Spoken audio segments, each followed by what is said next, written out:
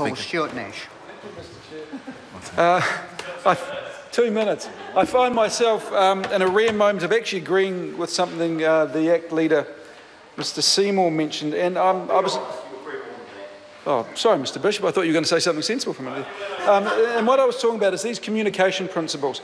Now, Mr Chair, I must admit, when I look through legislation, subjective terminology tends to concern me, because when you have subjective terminology in legislation, it means it's often open to the law, well, obviously to the law courts to determine what certain words mean, but it's also open to the people enforcing the law. And usually in this case, the police officers, who will be the first port of call when they have an incident or a complaint about certain communications. And what I would like to do, Mr Chair, is just work through some of these communication principles and just point out how subjective these actually are, to the point where I suspect the police are going to look at this and go, goodness me, we have some real problems here. And I'll also bring in an example I had very recently.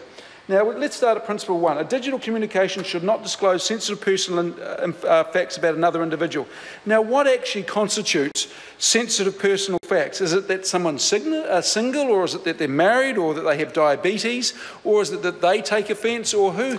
I'm sorry to interrupt the honourable member. The time has come for me to leave the chair for the dinner break. This debate is interrupted, and I shall resume the chair at 7:30.